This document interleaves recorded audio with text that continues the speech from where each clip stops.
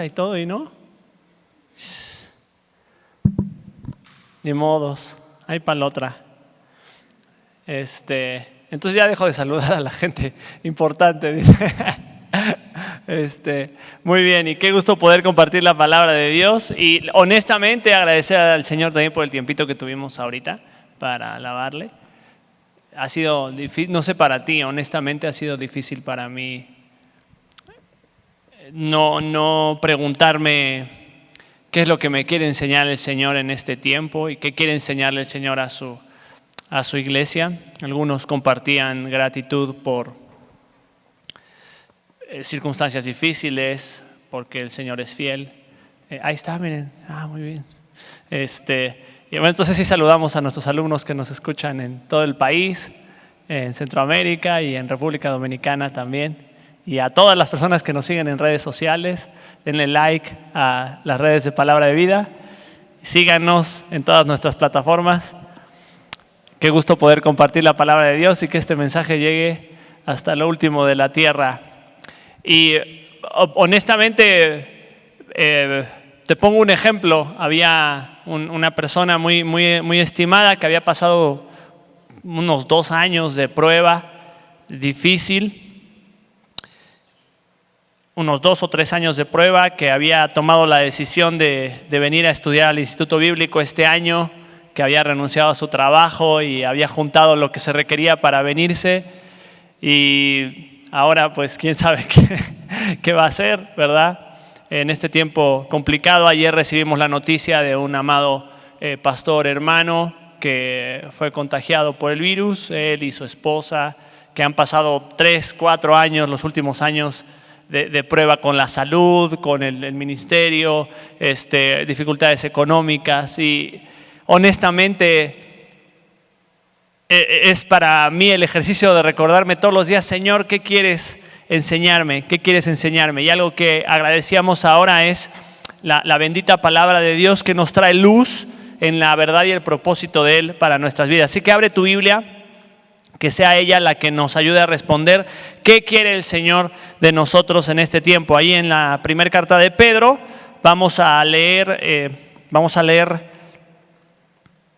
en el capítulo 2, vamos a leer del versículo 4 al versículo 10, que va a ser el pasaje que vamos a estar meditando en esta mañana, ¿sale? Entonces voy a permitirme leerlo. Primera de Pedro, capítulo 2, versículo 4. Dice así la palabra de Dios: acercándoos a Él, piedra viva, desechada ciertamente por los hombres, mas para Dios escogida y preciosa, vosotros también, como piedras vivas, sed edificados como casa espiritual y sacerdocio santo, para ofrecer sacrificios espirituales aceptables a Dios por medio de Jesucristo, por lo cual también contiene la Escritura: aquí pongo en Sión la principal piedra del ángulo, escogida, preciosa, y el que creyere en Él no será avergonzado. Para vosotros, pues, los que creéis, Él es precioso, pero para los que no creen, la piedra que los edificadores desecharon ha venido a ser cabeza del ángulo, y piedra de tropiezo, y roca que hace caer, porque tropiezan en la palabra, siendo desobedientes, a lo cual fueron también destinados. Mas vosotros sois linaje escogido, real sacerdocio, nación santa, pueblo adquirido por Dios, para que anunciéis las virtudes de aquel que os llamó de las tinieblas a su luz admirable. Vosotros que en otro tiempo no erais pueblo, pero que ahora sois pueblo de Dios, que en otro tiempo no habíais alcanzado misericordia, pero que ahora habéis alcanzado misericordia. Amén. Cuando enfrentamos circunstancias adversas, es muy normal que en nuestro dolor o nuestra angustia nos sintamos solos. Nadie entiende cómo me siento, ni nadie sabe por lo que atravieso. Es normal sentirnos así, pero es total y completamente antibíblico. Estos creyentes, al igual que todos los creyentes en todas las generaciones, estaban enfrentando circunstancias adversas. Y es muy interesante ver estos propósitos de Dios en medio de la adversidad. Muy probablemente nunca te parezcas más a Cristo que cuando estás en medio del sufrimiento a causa de la justicia. Cuando tú y yo analizamos personajes distintivos a lo largo de la historia de la fe cristiana, vas a encontrarte con personas que atravesaron el valle de la sombra de muerte. Y muchos de ellos no salieron de él, la enfrentaron y a causa del evangelio murieron. Estos mismos cristianos a los que les escribe el apóstol Pedro, comienza la misma carta dándonos este panorama, ¿no? Y él recordándonos ahí a los expatriados, ¿no? En el Ponto, Galacia, Asia, Capadocia, Bitinia, ¿no? Aquellos que habían literalmente sido sacados a la fuerza.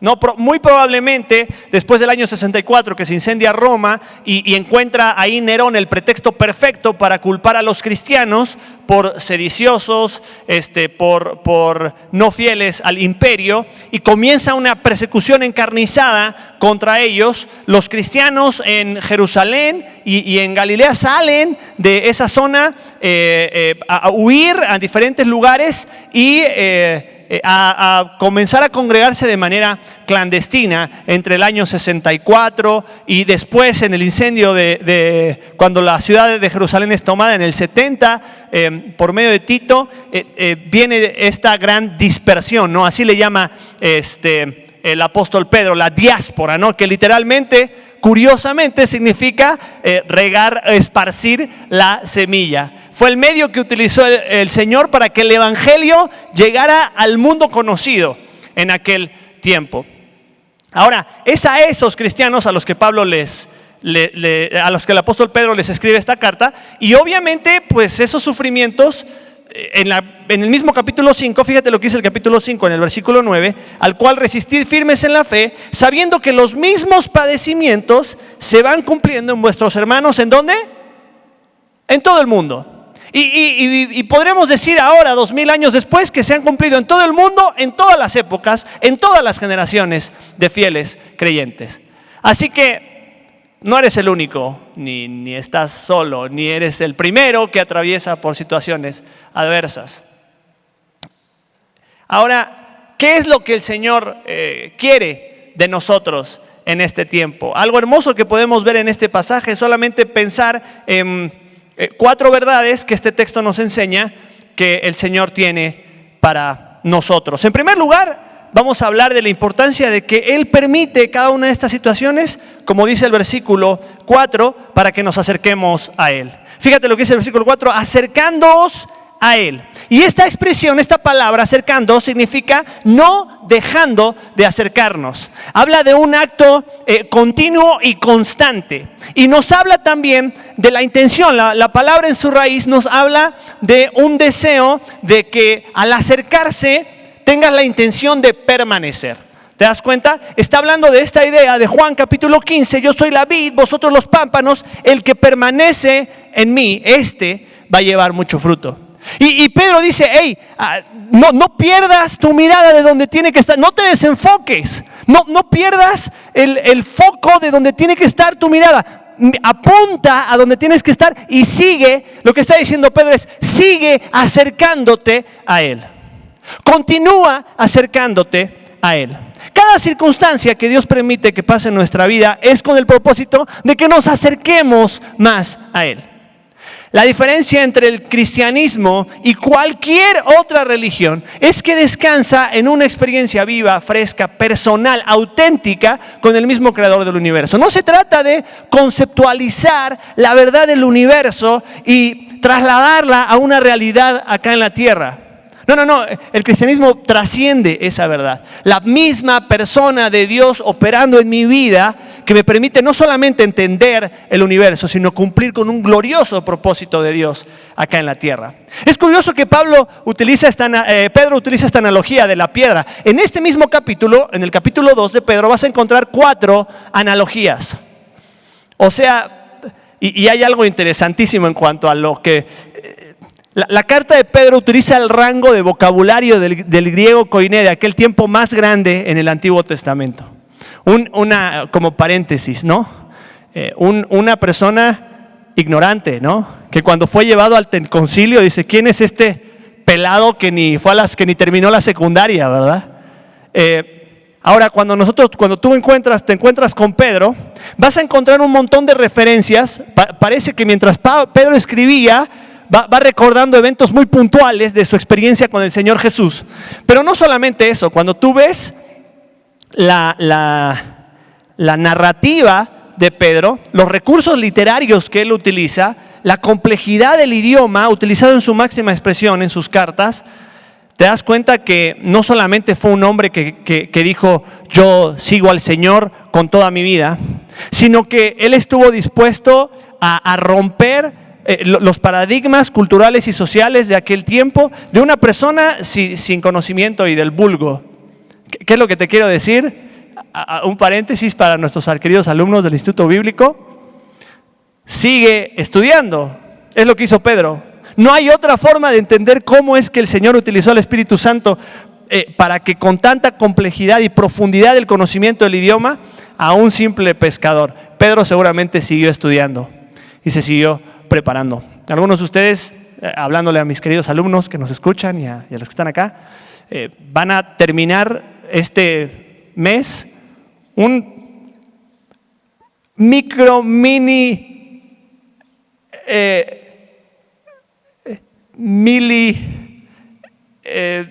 compendio de estudio bíblico de 3 años.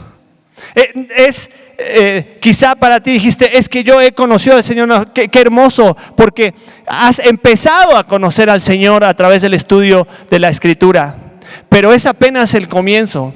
Permite que las verdades de la palabra de Dios no solamente sigan permeando en tu corazón y en tu mente, sino que puedas profundizar y conocer, como decía el apóstol Pablo, y conocerle a Él, dice Filipenses 3, ¿verdad? Y te lo pongo ahí como un paréntesis, porque qué necesidad tremenda tenemos, chicos, de que la palabra de Dios se estudie a profundidad y se enseñe con claridad. En fin, veamos, te decía yo 4 analogías y no te mencioné ninguna. En el versículo 2 aparece la primera que utiliza Pedro en este capítulo, dice, como bebés, ¿no? Y nos habla esa analogía de una necesidad de ser alimentados por la palabra. Y cada una de estas analogías nos habla de una diferente etapa de nuestra vida cristiana. Esta primera como una etapa inicial, ¿verdad? Como un bebé que va anhelando y deseando crecer y que tiene una necesidad de alimento espiritual, de la leche de la palabra. La segunda analogía es esta que aparece en el versículo 5, como piedras vivas. Y curiosamente, Pedro no utiliza la misma expresión que el Señor, con la que el Evangelio de Mateo se traduce y que utiliza el Señor como Petra, ¿verdad? O Petros, como le dice a Pedro, que es una roca, ¿verdad? Una roca pequeña. Sino que utiliza la palabra litos, que es una piedrita, una piedra pequeñita, ¿verdad? Y esta nos habla de nuestro lugar en el cuerpo de Cristo, nos habla de nuestro lugar dentro de la familia de Dios, construyendo un edificio espiritual. La tercera analogía que utiliza en este capítulo aparece en el versículo 11.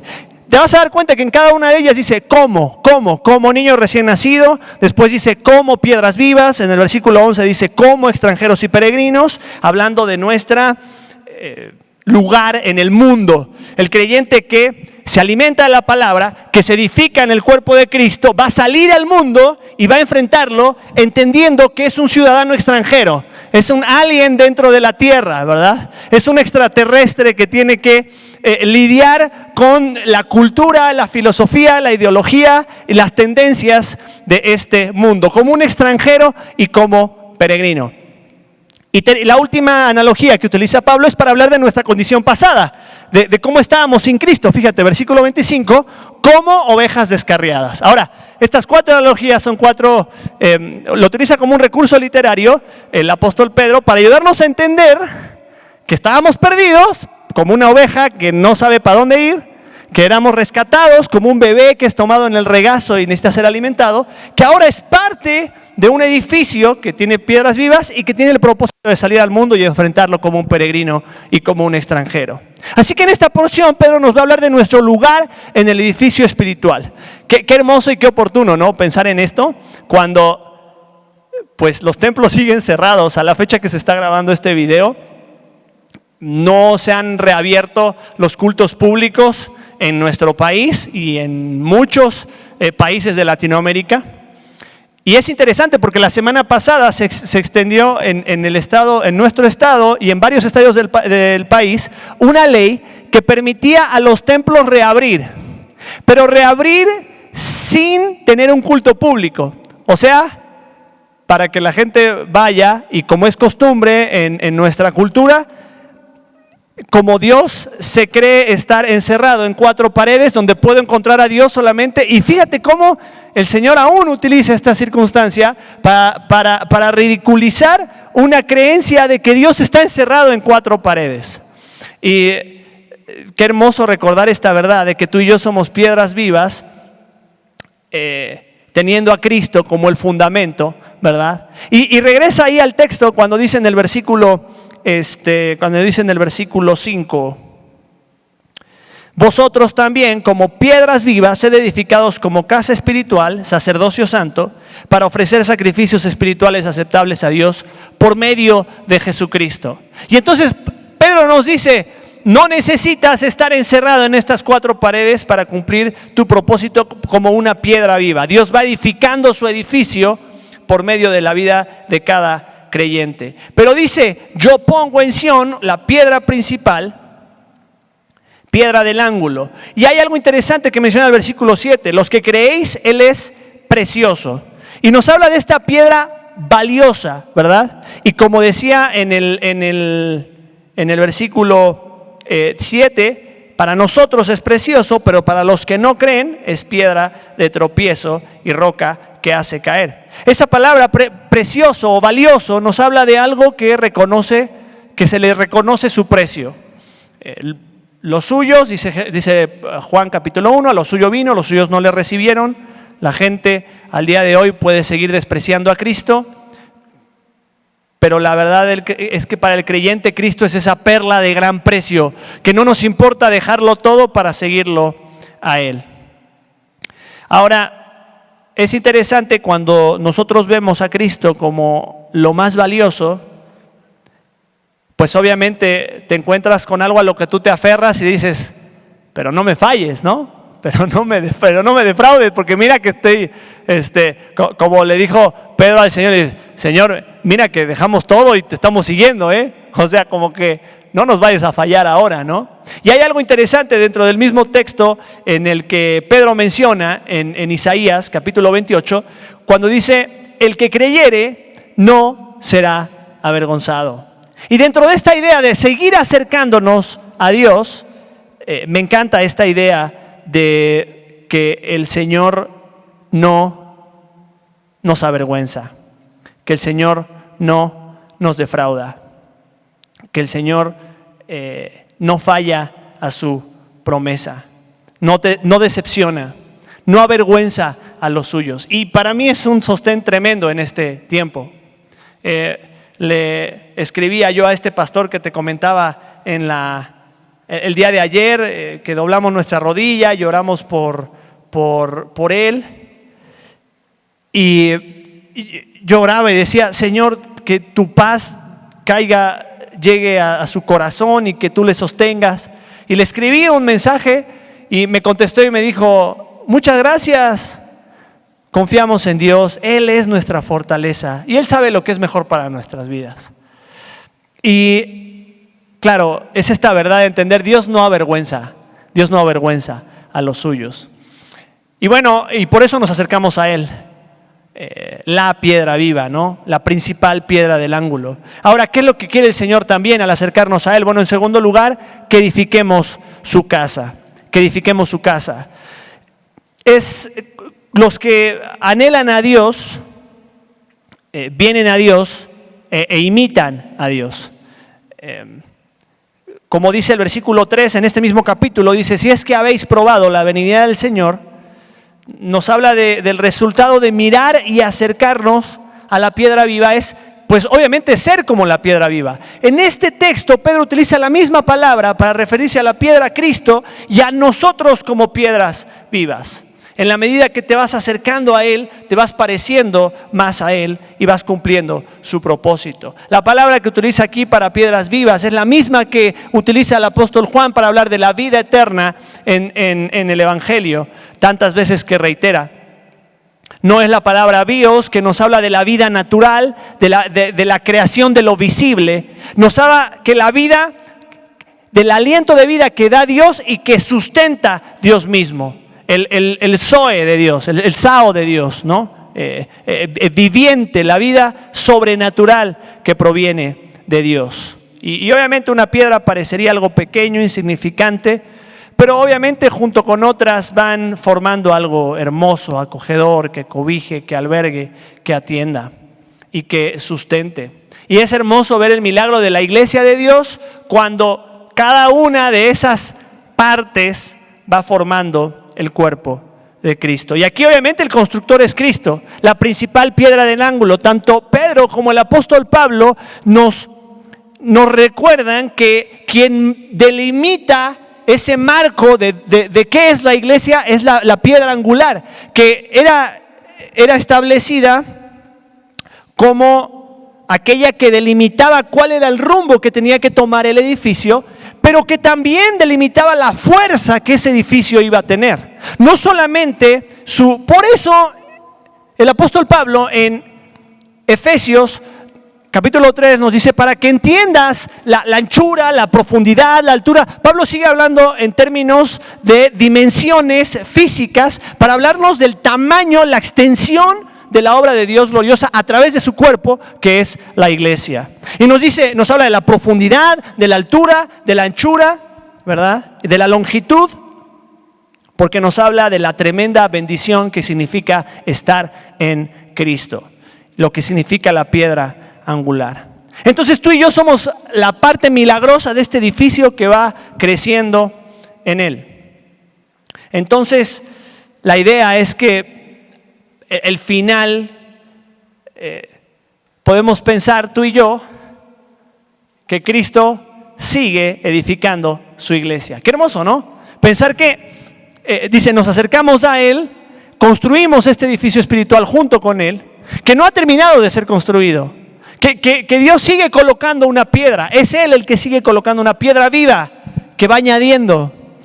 Yo estoy asombrado de ver cómo muchas personas que quisieran renuentes a utilizar redes sociales o compartir mensajes a través de los medios establecidos, ahora están bombardeados, ¿verdad? Domingo a la mañana, si te metes a checar ahí el Facebook, vas a ver predicación tras predicación tras predicación y el evangelio siendo proclamado hasta lo último de la tierra. Sergio Martínez, el director de Palabra de Vida allí en Argentina, dice que esta es la campaña evangelística más grande de todos los tiempos, ¿verdad? Y lo que ha producido la pandemia. Claro, pero el Señor sigue añadiendo y sigue edificando su cuerpo. Entonces, ¿qué quiere el Señor de ti? Bueno, que te sigas acercando al Señor, que te sigas acercando con la idea de permanecer. En segundo lugar, que formes parte de este edificio y que sigas edificando su casa. Que sigas cumpliendo con tu llamado de ser esa piedra viva, de ser una pieza quizá pequeña, pero importante del edificio de Dios. Y en tercer lugar, dice ahí, pues obviamente que le entreguemos sacrificios espirituales. Fíjate lo que dice el texto ahí en el versículo, en el versículo 5, como piedras vivas, sed edificados como casa espiritual y sacerdocio santo para ofrecer sacrificios espirituales aceptables a Dios por medio de Jesucristo. Y obviamente podríamos pensar en algunos de estos sacrificios espirituales. No somos esa construcción pasiva, un edificio que tú llegas y admiras, ¿verdad?, por su belleza. No, estamos hablando de que somos participantes activos en este canal de gracia que Dios permite y sigue utilizando, que es su iglesia, ¿no? Como siempre me gusta recordar y definir lo que Warren Wiersbe habla en cuanto al ministerio, que es cuando los recursos divinos satisfacen las necesidades humanas por medio de canales amorosos para su gloria. Y tú y yo somos esos canales, esas piedras vivas que se convierten en medios de gracia para el Señor, ofreciendo sacrificios espirituales. Y es aquí donde entra esta cuestión, donde Pedro mismo nos dice el sacerdocio se convierte ahora en un oficio universal de todo creyente, de todo cristiano, ¿verdad? Es ahí donde la controversia después de la Reforma Protestante, ahí en los 1500, surgió cuando se querían establecer o se querían mantener ciertos sacramentos, uno de ellos siendo el sacerdocio, como el oficio por medio del cual una persona tenía cierto acceso como un intermediario, vamos a decirlo así, ¿verdad? Y tanto los apóstoles Juan y Pedro y Pablo nos dicen, no, espérate, es que ahora el sacerdocio es universal, todos los creyentes son sacerdotes, todos los creyentes pueden acercarse delante de Dios porque nuestro gran sumo sacerdote, que es Cristo, ya entró y Él rompió el velo y nos dio acceso hasta el trono de su gracia, amén. Y entonces te convierte a ti y a mí en un sacerdote también. Por eso nosotros a nuestros líderes espirituales no les llamamos sacerdotes, porque el sacerdote es un intermediario. Y ahora nos habla Pedro y dice, cada piedra viva se convierte en un sacerdote espiritual que ofrece sacrificios de alabanza. ¿Qué sacrificios espirituales puedes ofrecer como creyente? Bueno, tu cuerpo, Romanos 12:1, tus declaraciones de alabanza y gratitud, Hebreos 13:15, tus actos de amor, Filipenses 4:18. Podrían parecer simples una lista de responsabilidades, pero en el ejercicio de nuestra fe podemos batallar muy continuamente con ello. Un buen ejercicio en nuestra vida cotidiana es cuando dice ahí, ofrezcamos sacrificios de carácter espiritual. Cuando dice ahí espirituales, habla de su origen, ¿verdad? Y habla de su distintivo. A ver, pregúntate a ti mismo, ¿lo que haces proviene del Espíritu? ¿Lo que haces tiene un fin espiritual? Ahí te vas a dar cuenta si tu sacrificio es genuino. Muchas de las cosas que hacemos, las hacemos con motivaciones incorrectas, ¿no? Las hacemos porque quiero terminar, porque quiero demostrarle al mundo lo bueno que soy, ¿verdad? Porque quiero demostrarme a mí mismo que lo puedo hacer, porque quiero poner en evidencia que soy competente o que soy capaz. Y aún tú y yo podemos, cuando servimos a Dios, inconscientemente caer en esta idea de que nuestro sacrificio termina siendo para nuestra propia gloria, ¿verdad? Hay algo dentro de nosotros mismos que está esperando el reconocimiento, que está esperando la palmada en la espalda que nos diga, híjole, qué chido estuvo lo que hiciste, gracias, ¿verdad? Cuida tu corazón de que tu sacrificio al Señor provenga de una motivación correcta, que su carácter sea el correcto y que su fruto sea el correcto. ¿Y cuál es el distintivo? Dice ahí espiritual, ¿no? Ahora, cuando nosotros vemos, lo último que quería comentarte, y está en los versículos 9 y 10, tiene que ver con ¿qué es lo que quiere el Señor de mí? Sí, que me vaya acercando a Él, que edifique su casa, que ofrezca sacrificios espirituales, y por último, que no me olvide de quién soy en Él, que no me olvide de quién soy en Él. Fíjate lo que dice el versículo 9 y 10, mas vosotros sois. Ahora, ¿te acuerdas que te hablé de 4 analogías que menciona Pedro? ¿Cuáles eran esas 4? El bebé, la piedra, el peregrino, la oveja. En cada una de estas 4 analogías, Pablo utiliza una palabra para decirnos que es una analogía, ¿verdad? O que es un comparativo. ¿Cuál es la palabra que dice? Antes, ¿cómo? ¿Verdad? Ahora, cuando nosotros leemos el versículo 9, ahí Pedro no dice, mas vosotros sois como. No.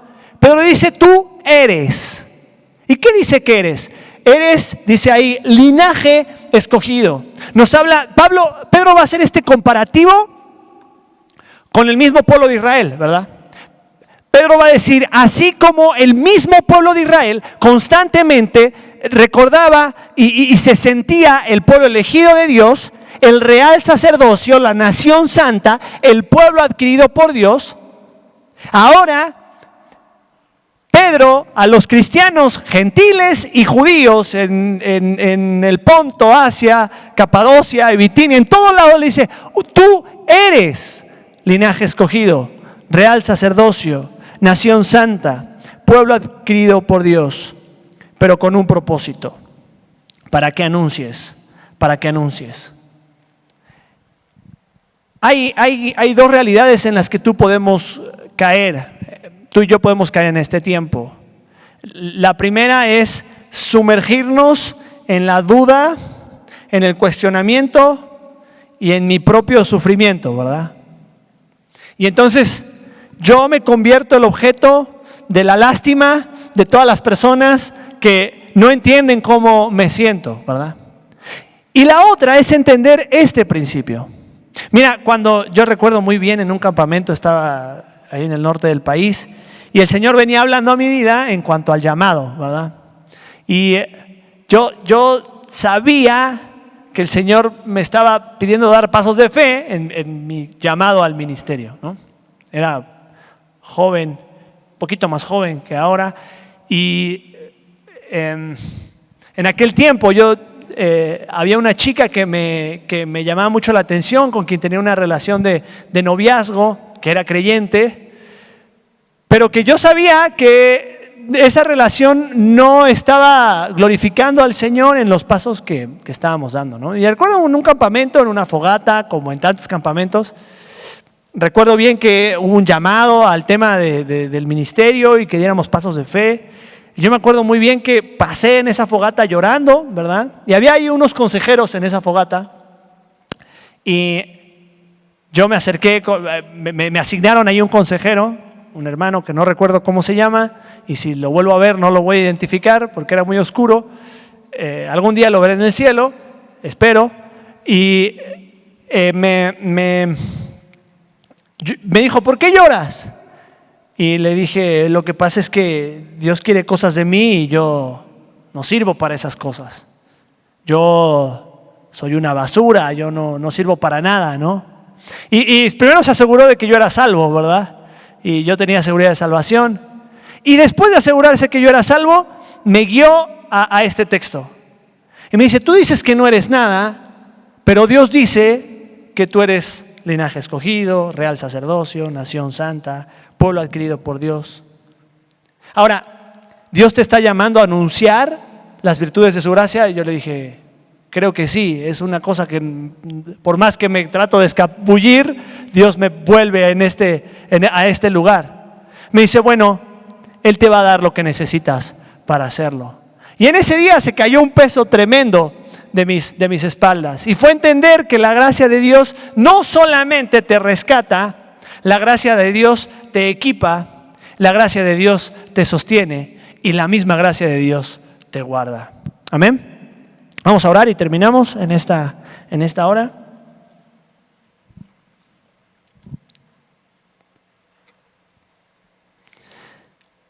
Señor, te doy gracias por tu palabra, que es verdad. Te doy gracias por recordarnos, Señor, la importancia de no dejar de acercarnos, Señor, a ti. Mi mente y mi mirada, Señor, se desvían tan fácil y se desenfocan tan fácil, Señor, viendo en nuestro contexto la realidad de este mundo, las tribulaciones, Señor. Padre, permítenos llevar nuestra mirada a donde quieres que la tengamos, Señor, a recordar quién eres y quiénes somos, Señor, en ti. Que podamos seguir acercándonos a ti con la idea de permanecer, que podamos, Señor, seguir edificando tu casa, tu templo, tu iglesia, Señor, en diferentes lugares. Que podamos, Señor, ofrecer con nuestra vida un sacrificio genuino, espiritual, auténtico. Y que podamos, Señor, recordar quiénes somos en ti para anunciar las virtudes tuyas, Señor, y no las nuestras. Te damos gracias en el nombre de Jesús. Amén.